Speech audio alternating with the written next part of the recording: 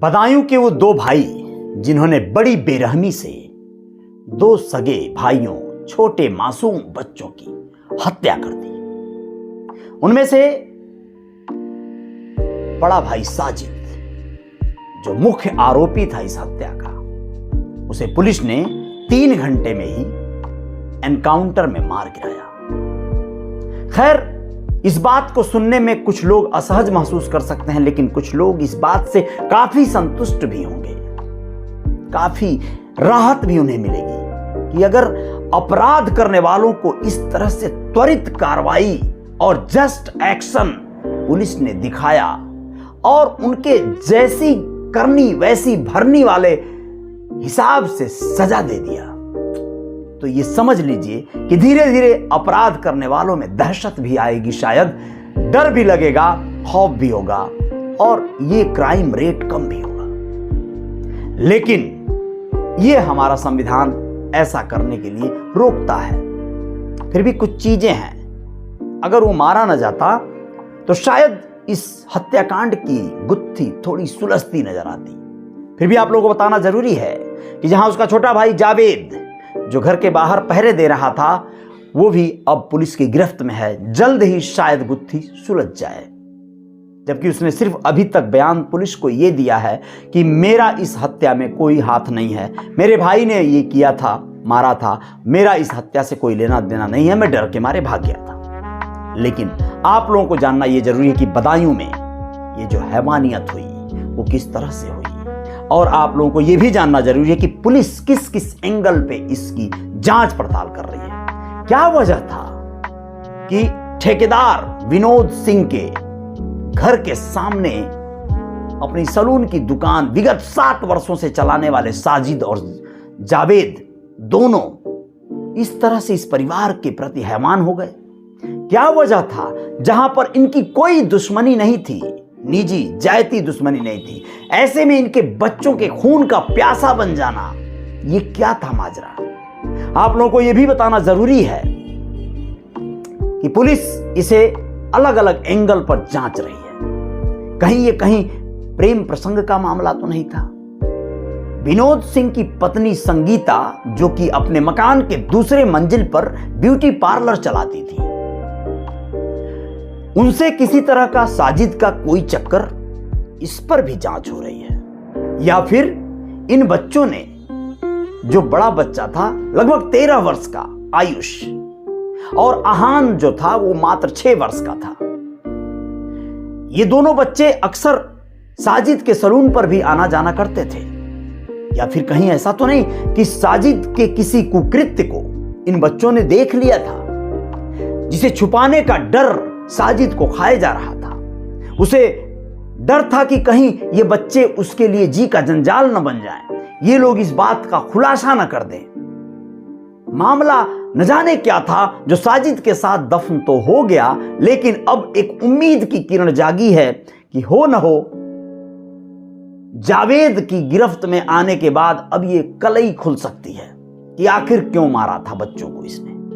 आप लोगों को बता दें, नाजनीन, जो कि साजिद की मां है, वह अपने बेटों के करतूतों के बारे में कहती हैं कि मेरा बेटा साजिद जो कहकर गया था कि अम्मी मैं शाम को जल्दी घर आऊंगा, वो इतना बड़ा अपराध कर गया, किसी मां के गोद को सूना कर गया।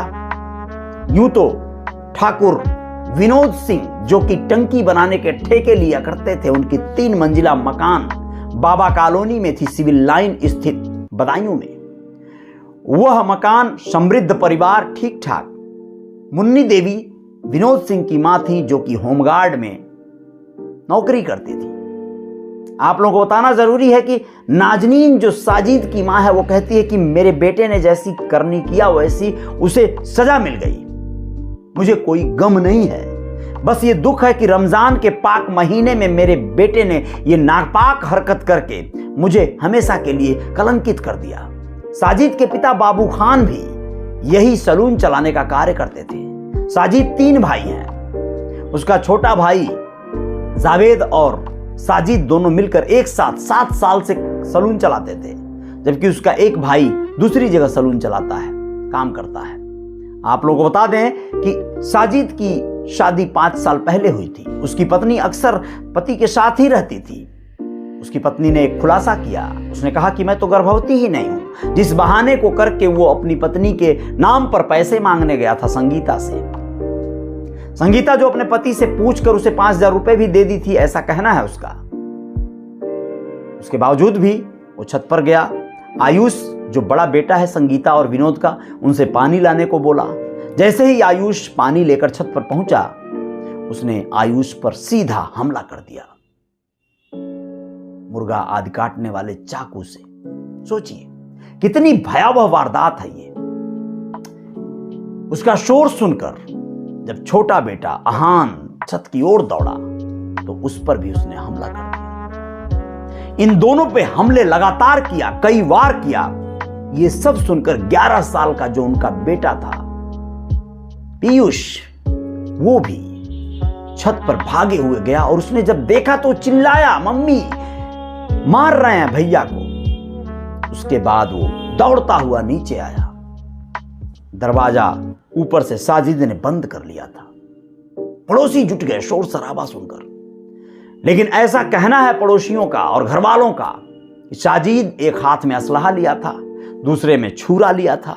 यह दिखाकर, डराकर, और उसका भाई जो नीचे मोटरसाइकिल पर बैठ गया था, उसने भी लोगों को धमकाया, डराया और दोनों वहां से फरार हो गए। शेखपुरा के जंगलों में पुलिस से मुठभेड़ हुई और साजिद मार गिराया गया।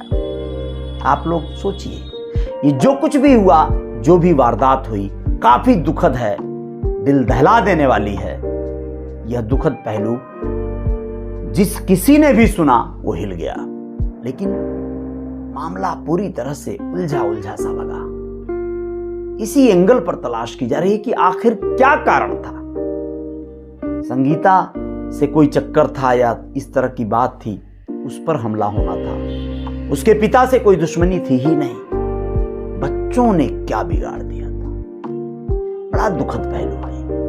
लेकिन आप लोग इस घटना से जरा सा सजग और सावधान या सचेत होकर देखिए, यह कितनी बड़ी विडंबना है इस समाज की कि अगर हम कोई गलती कर रहे हों, हम कोई चोरी, घटियाई कुछ भी कर रहे हों और वह करते हुए किसी छोटे से बच्चे ने देख लिया, बच्ची ने देख लिया, तो क्या वो छुप जाएगा? हम उसकी मुंह बंद कर दें, जुबान बंद कर दें, उसकी हत्या कर दें, इस तरह छुप जाएगा? कितना बड़ा दकियानुशी यह सोच है। अगर इस सोच के वजह से उसने ऐसा किया है तो निहायत गलत, पूरी तरह से हैवानियत किया है। उसे 100 बार मार दिया जाए तो भी कम है।